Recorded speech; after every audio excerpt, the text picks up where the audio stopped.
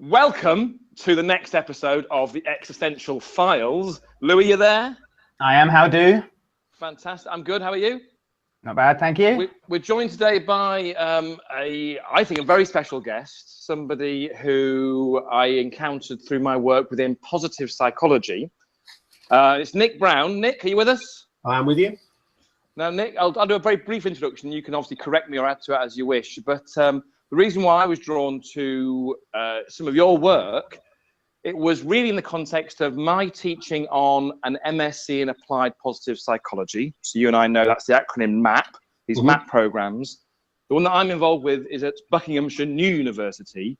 And as part of that, we have one of our courses modules talks about research on so-called positive emotions and the role of those in well-being.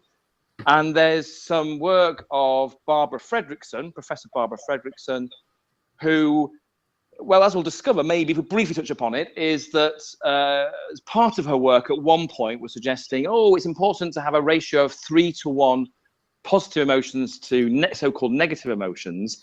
And they had some research that seemed to support that idea. And so we obviously introduced that to the students, but then also it was quite useful and helpful to then bring in your work, because you had been a student yourself on a similar MAP program, the one at University of East London. I believe you had no background in psychology before that. None whatsoever. And you heard some of these claims being made and thought there was something not quite right going on there. And I felt as your story was quite inspirational to students to show that even as a postgraduate master's student with little or no background in psychology, you can still hear some of these ideas, be critical of them, and suggest that, well, actually, is that the case? Or do we need to do some kind of investigation, apply some critical thinking to really understand what's going on there? And that's the way I came across some of your work. So maybe very briefly, tell us a little bit about how that came about and maybe even where it is now in terms of this idea of this so-called 3-to-1 ratio.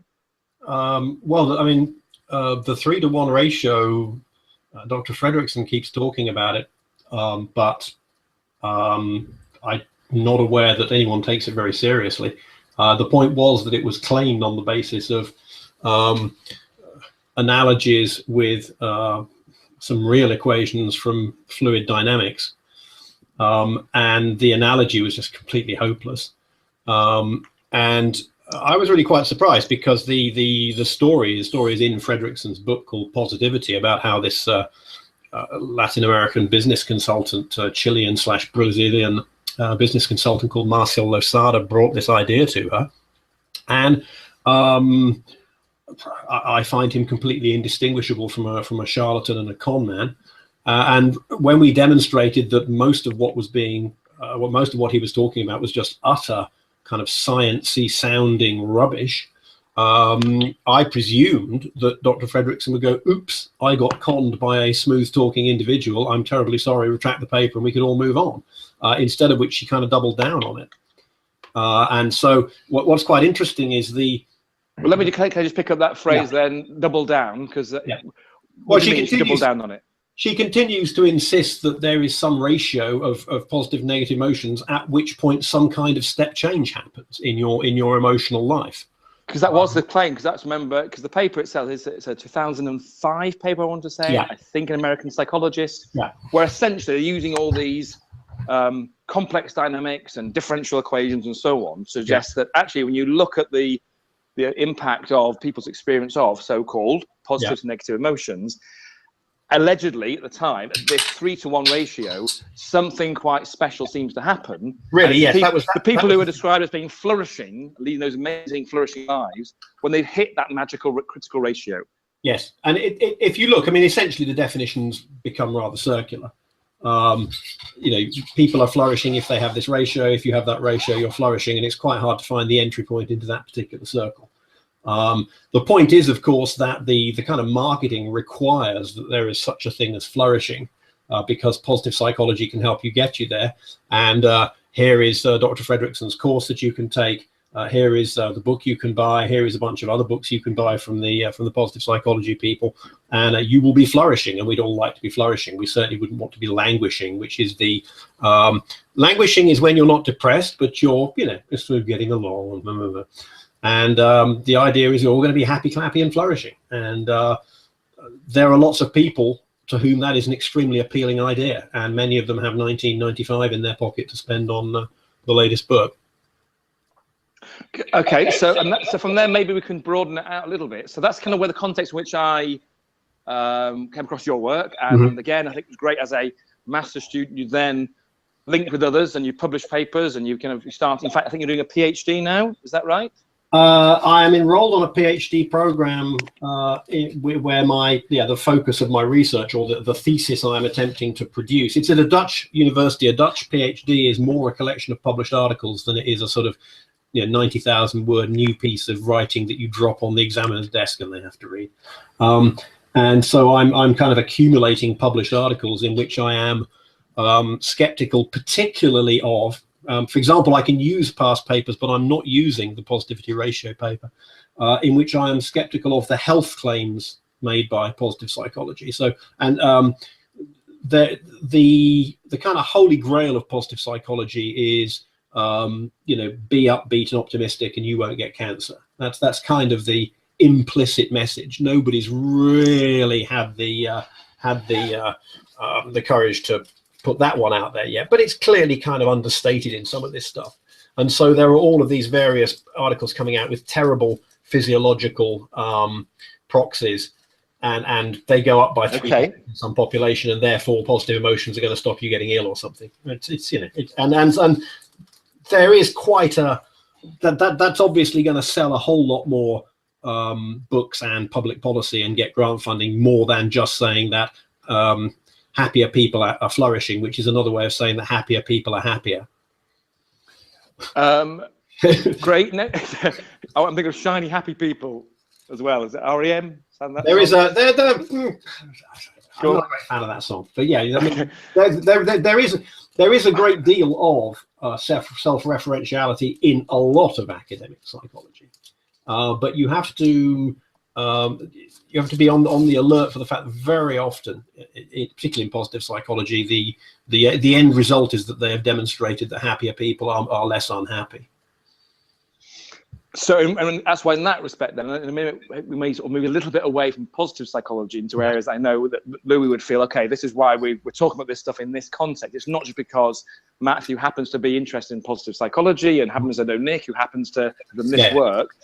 But before we get some of that, so in terms of also, again, talking about books, you have edited it, and there's a feeling, when this book was being planned and talking about it, the sense that the way that positive psychology is developed, and we know, again, hopefully listeners who have gone back to another episode that knows that it's, people like Seligman and others, it was in the late 20th century, turn of this century, this current, again, I still call it a movement, was created, as it were, and it seemed to be somewhat successful, including people like Barbara Fredericks and others, to convey this idea of how some ideas within psychology may or may not be able to help with things like leading a more fulfilled life, a flourishing life, all these ideas that are talked about within positive psychology.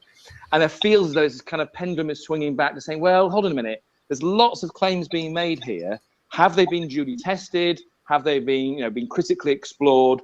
And with that in mind, then you've now edited a book, which I believe is due up very soon, called Critical Positive Psychology, or it's the Handbook of Critical Positive Psychology? Yeah, Handbook. I am one of 3 authors. What happened was Tim Lomas, who was one of the teachers on my master's course, he arrived actually towards the end of the second year of this 2-year course, asked me if I would be interested in helping edit that, and I ended up being, are we listed in alphabetical order? No, we're not. But I'm kind of listed as the first author because I think I did most of the grunt work on. You always give the grunt work to the grad student, right? So I did a lot of the collating of the chapters and putting the references in order and all that boring stuff, because I sort of have the IT tools to handle Word documents in bulk and that kind of thing. It's called the Handbook of Critical Positive Psychology. Now it's quite interesting because when a handbook comes out, there tends to be an established field. There really is no field of critical positive psychology, and so we kind of had free reign. We've got chapters that are critical of positive psychology as it is currently done. We have chapters that argue for a social critical positive psychology, various aspects. So the book is, it's got an awful lot of variety in it. There is plenty of stuff in there for everyone to hate. There are several chapters I disagree with violently, but we hope it will provoke some discussion, yes. Absolutely. And that's due out, you say, in July of this year, yeah, 2017. the date got pushed back to July. Maybe it'll be a month earlier, but that's coming out. And yeah, it has beautiful cover art by my brother-in-law. Brilliant. So we'll look out for that. So that helps lead to this idea of positive psychology, your take on it, how you and I at least came to know each other. Yeah. And in fact, prior to then approaching you as being a possible guest on this podcast, it was because, again, links now maybe where sort of you and Louie can pick up some of this, is that you both have interest in, well, this notion of existential, I want to say, coaching, psychotherapy, therapy in general. Yeah. Could you say a bit about maybe your take on that? And then Louie, you could come in maybe at that point. Although I was just going to say, I mean, I'm happy to talk about positive psychology because for me, I mean, I don't know anything about positive psychology. And, you know, I've seen it before, not something that's come on my radar, and Matt's been talking about it. And it does, I mean, it smells fishy to me. I mean, I've got a feeling it's Ron Hubbard and Dianetics and Scientology. I mean, am I wrong there, Nick? Am I being too harsh on it? Well, I mean, positive psychology, it sounds a bit like that, and what is keeping it from being that is the fact that it is, quote, based on empirical research. Part of the problem is that the research of positive psychology is based really on the research traditions of social psychology, and the social psychology is in the process of falling apart in terms of the failure to reproduce just enormous amounts of research, and the classics of social psychology are starting to fall apart now. So when positive psychology says, you know, X, Y, Z is better for you, and, you know, we've demonstrated this empirically, what I'm interested in is saying, okay, what did that empirical demonstration consist of? And it is, you know, to use a phrase, wafer thin. And that's not necessarily the fault of positive psychology as such. It's that empirical, quantitative, soft psychology with, you know, giving questionnaires to undergraduates, etc., really isn't very robust. And we're seeing, you know, social psychologists are seeing that kind of fall apart right now. And whilst the different methods typically employed in social psychology, as you were talking then, Nick, it reminded me of something that, again, would be something that both Louie and I have spoken about, and links to our, you know, almost like previous lives, as in previous aspects of our academic work, where we've explored parapsychology. Mm-hmm. And again, you know, one of the overlaps, one of the synergies, as it were, is that parapsychology, again, is an endeavor that's tried to take so-called scientific methods to explore those experiences which are, at the very least, on the fringe, you know, anomalous experiences, paranormal experiences, ESP, that kind of thing. And it's been an attempt to say, well, we're doing it as science because we're using these methods. And one of our issues has been, yeah, but what's it really demonstrated using those methods? And maybe what you're arguing then is, well, positive psychology and maybe social psychology, maybe other elements of psychology that use these kinds of methods are somewhat, at the very least, limited, perhaps flawed, just run the risk of we're potentially making claims or drawing conclusions which the evidence simply doesn't support. Yes, I mean, the evidence, typically what happens is the evidence supports those conclusions within the context of the rules of publishing things in social psychology. The problem is that the rules tend to lead to an awful lot of false positives. My favorite of this is simply, if you look at the statistical methods we use, if you look at, you know, just basic things like t-tests and ANOVAs, these statistics were put together in industrial and agricultural production contexts.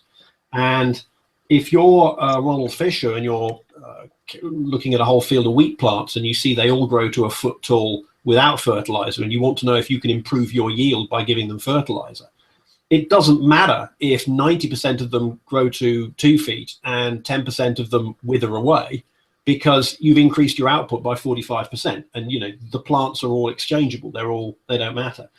If you apply that same thing to psychology and you say, hey, well, we did this intervention and 90% of people got happier and the other 10%, you know, ended up in an institution, I don't think that's the same thing. And even at that fundamental level of what do the quantitative tests that we use mean,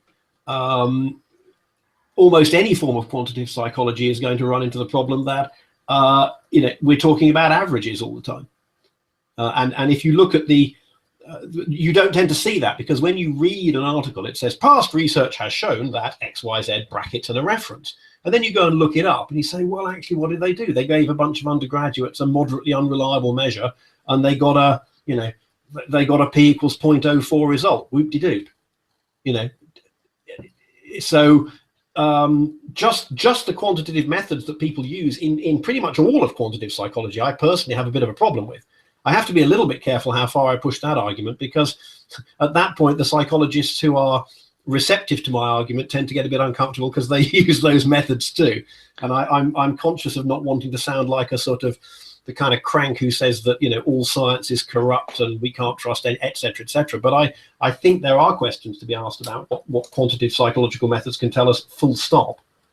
Absolutely. And I'm with you on that one. And I think, again, having someone unlike you who's actually gone the so-called, not slightly more traditional route, as in doing an undergraduate degree and then a PhD and then been teaching and working in this area for X number of years, and coming to a similar conclusion where over the years thinking, actually, how much of this stuff do I really buy?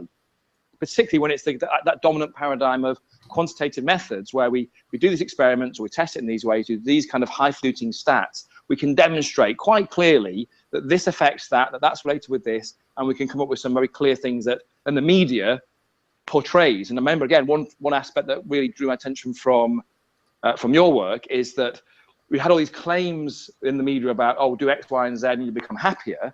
This research shows that. And then similarly, the media picked up on your work saying, oh, look, all of positive psychology is now being debunked. Yeah. And here's the story. You actually the story, oh, it's Nick Brown's. Okay, fair enough. Then I understand what that is. But the headline is that many people sort of see the headline and skip over is, okay, that whole positive psychology stuff we hear about occasionally, that so-called happiness industry, which again, yes, even elements of positive psychology may separate itself from. We can simply go, we can ignore that. We can focus on being grumpy, miserable, and unhappy because existentially, oh, this is a shithole universe to be in. Let's not worry ourselves with that because it's all been dismissed. Well, of course, yes. Stop with the weather. The key to that, of course, is to stop reading, is to stop consuming media. The problem is right now we kind of need the media to save us from worse forces. I remember seeing Glenn Beck, the sort of talk show host who, as far conservative right-wing talk show host who, as far as the rest of the right-wing talk show hosts, has now gone rogue because he's going, guys, Trump, seriously? And he wrote a column which he said, we in the right-wing talk show business spent so long telling everybody that the New York Times and stuff were lying that we now have nobody around to believe. And you've got the same media outlets that are telling you that scientists have shown that eating half a banana but not 3/4 of a banana will increase your happiness of your dog by 18%. The same people, the same news outlets are publishing stories saying scientists are writing crappy stories, and the two streams are still ongoing. You open the Huffington Post today, I haven't opened it, but I can guarantee you that there'll be a fluffy story in there about what psychologists have discovered. And that's one of the challenges then, again, in terms of, and again, it sits this within the wider context of the modern world and our role within it, is the role of the media. And again, many of us, no matter how clever we think we are, or whether we sort of engage with popular media or whatever, how that's fed to us includes, and again, bringing it back down to the focus of science or psychology, is, well, the stories there are going to be one way in which this information is disseminated to the wider world. And that's one of the challenges we have, to understand how much do we really know, how much can we know, and assuming that how we can then communicate that to people to say, well, this is the work. We can publish an academic paper, we can try and be cautious in our language, we can try to explain the ins and outs. Yet down the line, how people read it, how it's portrayed, is a very difficult one to predict, and we've seen that from both sides, aren't we? Well, that's part of it, and I used to say that. My mum or someone would say, I wish these scientists would make up their mind. One day they say coffee causes cancer, the next day they say it's good for you. And I would always say at the time, before I got into this particular racket, and I would say, well, no, it's not the scientists, it's the journalists, etc. But there was a study in the BMJ recently. I can't remember the exact details, but it basically showed that the vast majority of the incorrect information that ends up in newspaper reports of science comes from the university press release. And the university press release, 90% of the content of those is written by the researchers. Absolutely. Sorry, I'm sorry to interrupt. So I mean, and even if you Go on, Nick. You carry on. The problem is, therefore, it seems you have researchers hyping stuff that they probably in their heart, or they ought to know, isn't supported by the evidence. Maybe they don't. I think maybe most people are honest. They're just, sometimes a bit deluded. And the problem is that, I mean, for example, when my first article came out about the whole Frederickson thing, it was very popular on climate denier blogs. It was very popular on creationist blogs. Here were people saying, scientists made shit up as usual. We are comforted in our denial of climate science or our denial of evolution because here are psychologists going out making claims they can't support. And so, this undermines the credibility of science. And we've got a problem. We're undermining the media, the credibility of the media, and we're undermining the credibility of science. And right now, those are the two things standing between us and, a floppy, blonde-haired world that we probably don't want to go too close to. And that's what I want to say. And even within that, and that's why I was trying to interrupt you at various points, that yes, to the writing of those kind of press releases and how they get portrayed. And I would even say the step before that, many of the academic papers, and maybe it's particularly within psychology, you could see it in other sciences as well, but I'm less familiar with them. There's a certain wish, as the researcher, as the authors, to create a narrative. You've got to explain and give the context of, this is a piece of work. Here's what we set out to do. Here's what we found. Here's our interpretation of it. For it to hold together, it needs to have some narratives. Even at that point, you've got the researchers giving a story, giving a slant, giving a take on it. I call it Gladwellizable content. Gladwellizable content. I assume it's referring to our good friend Malcolm Gladwell. Add him to the list, Louie. Add him to the list. I will do. Go on. What list is that? What list is that? Future guests or the hit list? Yeah, these are possible. We are aiming high, but absolutely. So it's more about what you mean by the Gladwellization, making it a story that is readable, and it's almost in that. Because again, am I right thinking Gladwell is a journalist by training? I believe he's a writer. He's British-born. He's Canadian. I mean, he spends most of his time in the US making money now. I think he's a journalist. He doesn't have, as far as I know, any qualification in any form of science. But you're saying in terms of Gladwellization, meaning, well, for you scientists out there, if you want anybody to take your stuff seriously or listen to it, you've got to make it understandable and appealing and give it a narrative, a story to a wider audience. And even within the published, even in the academic work, the place where you would historically expect, well, that's just the facts there. They're presenting the so-called facts. It's a human endeavor. We're going to be writing a story there. We even say with our students, what's the story you're telling with this? What point are you trying to get across with this study that you're doing? At that point, there's going to be some element of you're creating a narrative about it. When I did the last assignment of my master's was to do a little research project, and I really didn't have any good ideas, and somebody gave me an idea. I went out and investigated whether people's emotions in the morning affected their ability to stick to their diet during the day, which is quite fun because a lot of people now record everything they eat so they can at the end of the day see how many calories they've consumed. And while I was idly musing on it one day, and I thought, this would make a great article for the Daily Mail, and I called it the Bridget Jones effect. And I actually discovered, without having to fake anything, but there was a small effect, but I only found it when I dug into the entrail, so it would need to be reproduced. But there was a small effect whereby 80% of the participants were women. I didn't separate men and women, but the younger participants felt much worse about their failure. Sorry, the younger participants were more likely to fail to stick to their diet if they had poor, negative emotions in the morning. So it really was, Bridget Jones's diary and, XY, whatever the boyfriend's name is being horrible, 3,000 calories, 25 cigarettes, V bad. And the older women did not show that effect. Whether or not they stuck to their diet was independent of their emotions. So, the lesson for Bridget was as she gets older, and she's going to be okay. Or she's not going to care anymore about what Mr. Darcy thinks. And it was great. It would have been, we could have, if I'd done a bit more, had a bit more lab behind me, done a bit more, got that published, it would have been great. It would have been the Bridget Jones effect. Scientists have sown that. And it would just be, it was total clickbait, total clickbait.